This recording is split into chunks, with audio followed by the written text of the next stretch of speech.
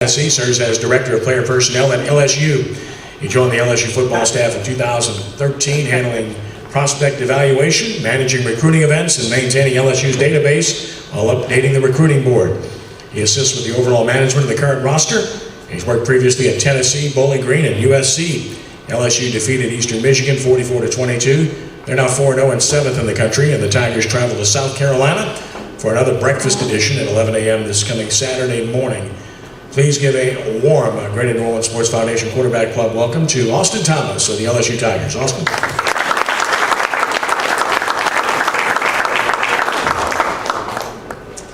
Thank you guys for having me, Ken. Thank you for having me to speak here today. It's humbling and honored to be here in front of you guys to talk a little football and be on the stage with some of the great people from around the state. Quickly, what I'm going to do for you guys is I'll recap our win over Eastern Michigan last weekend. I'll preview the South Carolina game and then kind of give you a little bit of insight into recruiting and player personnel, not necessarily talk about my job in particular, but a little insight into what we do and how it works at the collegiate level. So back to Eastern Michigan. 44-22 win over a hungry team that came down here. They did a great job coming into Tiger Stadium, and they were very prepared. We were fortunate to come away with a great win. As Coach Johnson mentioned, Leonard Fournette, first back in SEC history to run for 200 yards plus in 3 straight games. As Coach said, he's excited about that accomplishment, but he's a very humble kid. He shared it with his team. He gave the credit to our offensive line and his fullback. And he has bigger goals, as do we. It's an exciting time for us, but I think that Leonard will be the first to tell you that amidst that accomplishment, we have greater goals as a team and things that we want to accomplish moving forward. As you can see, I thought our young backs, our offensive line, opened a lot of holes. Young backs played well. I think you'll continue to see, as we move forward, the infusion of young talent into our offense and defense, which allows us to give guys rest and makes us stronger as a team, moving towards the meat of our schedule and back into conference play. Defensively, held them to 250 yards, total offense. Kevin Steele, new defensive coordinator, has preached all spring, summer, and into fall camp that takeaways is what we needed to do to be successful. We did a great job generating some pass rush up front. Again, some young guys coming on strong there, which allowed us to create 3 turnovers and allowed us to win the game very comfortably. Moving on to South Carolina, quickly just want to give them our thoughts and prayers as that area is being ravaged, by flooding and hurricane damage right now. This region knows its fair share of that, so I just wanted to extend that to them while we prepare for this game coming up. Steve Spurrier, one of the best coaches in the history of our conference. We all know what he's done. We all know that he is a great offensive mind. They're talented. They're going to be prepared, and we expect them to challenge us when we go down there this weekend. I expect our staff to have a great plan and our kids to be very focused going into the game this weekend. We had a great practice yesterday.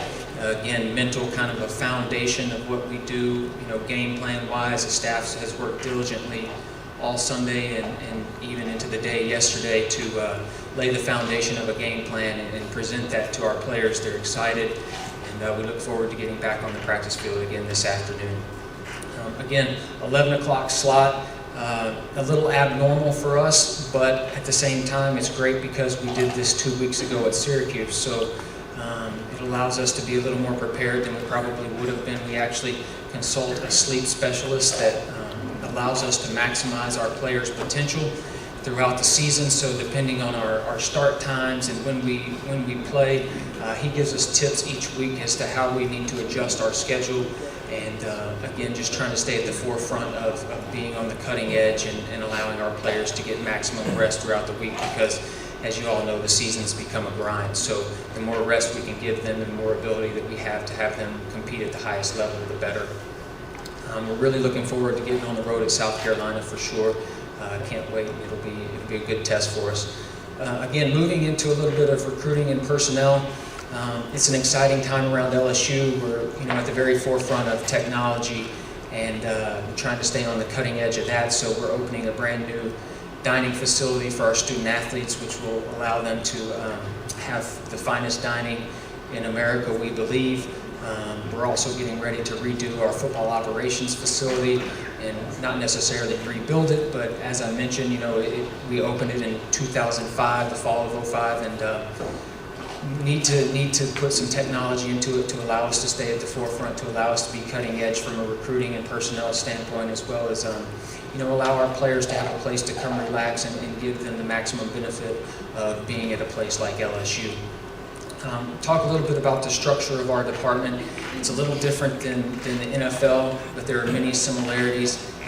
In the NFL, you have your personnel department. In college, you have your personnel department, but it's different in this facet. It's split between having to manage your current roster and evaluate prospects, and then recruit prospects as well once you identify them. So the two are married, but they're separate entities, if that makes any sense. I like to say that in the NFL you can draft your players. In college you can evaluate the best players in the country, but they still have to choose you at the end of the day. So it makes it a unique challenge for us as we move forward and find prospects to go out across the country and evaluate. Coach Miles has done a great job of hiring a great staff.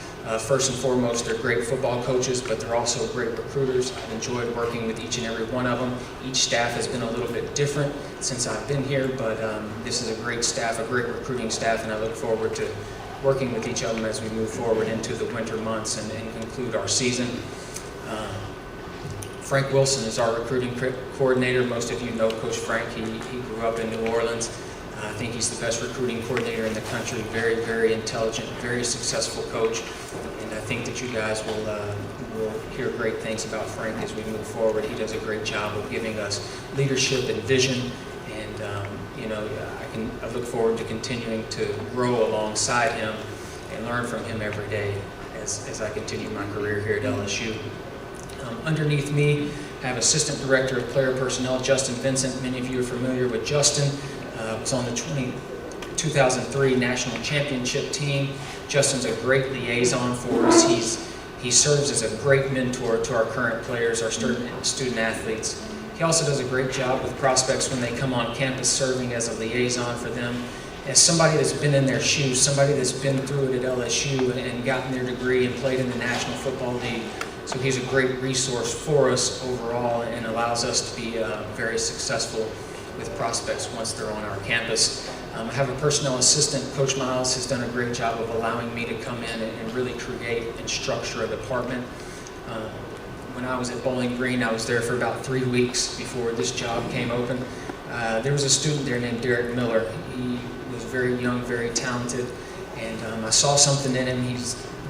Like I said, he's 22, 23 years old, but the day that he graduated, I offered him a job at LSU. He came down. He's now my personnel assistant. He helps with everything we do, from evaluations to even helping our running backs coach to really doing a bunch of graphics and social media stuff for us. So he's a great asset to have and has a very bright future. I'd be remiss if I didn't talk about my student workers. There's 6 to 8 that work underneath me that kind of serve and help break down film on a daily basis. A lot of these guys want to get into personnel or coaching when they are done with college, so it serves as a great way for them to get experience. I train every one of them to have a keen eye to look for different things that I look for, that our staff looks for, as far as movement skill, football ability, and then high IQ. The combination of the three is what you're really looking for. It allows you to recruit at an elite level when you can take athletic ability and put it with highly intellectual people. So guys that have great football instincts and awareness are really what we look for. A little bit about our process. The first thing that I would like to mention is you have to identify talent. Right now, we're really through with 2016 class. We're working on 2017, 2018, 2019. So it becomes accelerated every single year. We're working on sophomores and freshmen, but to stay at the forefront of college football and to keep LSU at the top of college football is what we need to do to be successful, and we're very committed to doing that. Once we identify talent, it's my job and my students' job to bring that to me so that I can write an evaluation on the top prospects from across the country. look at it all. I tell our recruits when they come in, I see every game you play. We don't watch highlights. It's interesting because you can take a highlight, a guy plays 13 games, he makes 2 plays a game. It's a 5-minute highlight with 30 clips. It makes a guy look really good, which could be fool's gold. So that's where my students come into play. We break down every single game from our top prospects after we've identified them across the country. And like I said, I write an evaluation and a recommendation on what we need to do for our coaching staff. I'll sit with each position coach from there, and we'll discuss back and forth what we see, how they move, how they are as a football player, and then the intangible piece that you're looking for. And we'll make another recommendation, which I'll in turn take to Coach Miles. And the 3 of us, Coach Miles, the position coach, and myself, will watch film and recommend what we need to do for each one of those prospects and how we need to handle their recruitment. From there, our recruiting board takes shape. Coach Miles has a great vision for the program. He allows us to implement that vision, and he's been very hands-off with that process, so it's been great to be here on his behalf and help him create a vision for this program to continue to be successful. From there, we send our coaches out to see him in the spring. We try to get them to campus because that's when the recruit becomes real. You've got top prospects from across the country. Getting them to campus is absolutely crucial. From there, we have camp. This summer, Coach Johnson will probably tell you it's one of the greatest evaluation tools we have. It's not necessarily athletically, but you want to learn about the kids. You want to learn what their mental makeup is, how hard you can coach them, how tough they are in a camp setting. So it's a great tool for our staff to work with each player at their position. It's the only time throughout the process that we can work with them in that capacity. So it's a big deal for us. And guys rise and fall based on camp and our coaches serving as eyes and ears, both in the spring as fall when they go on the road to recruit. And then the last piece of it is getting them on an official visit, getting them here, getting their families here, show them how they're going to be used in our program. Sit with the coaches and show what kind of family we are. Show them athletically, academically, socially, how they're going to fit in and how they're going to be successful. And then, the byproduct of coming to LSU is majority of our kids dream of playing in the NFL. We lead the nation players in the NFL right now, and it's an exciting time for us for sure. But Coach Miles will be the first to tell you that academics are first and foremost. You've got to get your degree, and a championship without a degree or a degree without a championship, quite frankly, isn't good enough. We want both, and we want our students to have the academic piece to fall back on once they're done playing football. With that, in closing, I just want to tell you guys that you're all great representatives of your community, and we're all leaders of the community, and you guys play a great role, everybody in this room, in helping us be successful. Whether it's your sons, your grandsons, your nephews, your friends, you all are brought here for a reason and have input in the community. We're not perfect. Recruiting is an inexact science.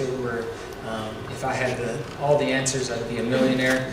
But you guys, please keep the calls, text, emails coming, because we can't see them all. We can't get our hands on them all. And everything you guys can do to help, I welcome it. I'm a servant of this state and its great people, so I want to be here for you guys and just continue to tell you that please keep it coming, because that's what we need in order for LSU to stay at the forefront of college football. With that, I'll open it to questions.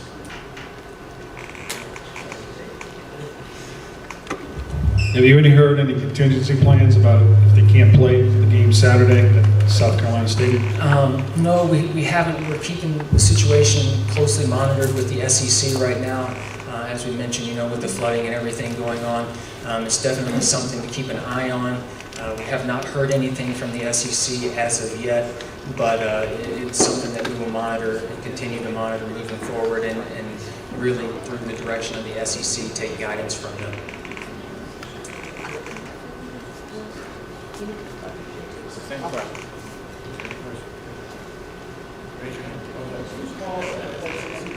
That's the SEC's call, yes, sir, so we'll rely on them and their information, and they'll make a right decision for us and make sure that, you know, we have ample time to get ready to play and where we're going to play, but as of now, everything looks like we'll be playing in Columbia on Saturday.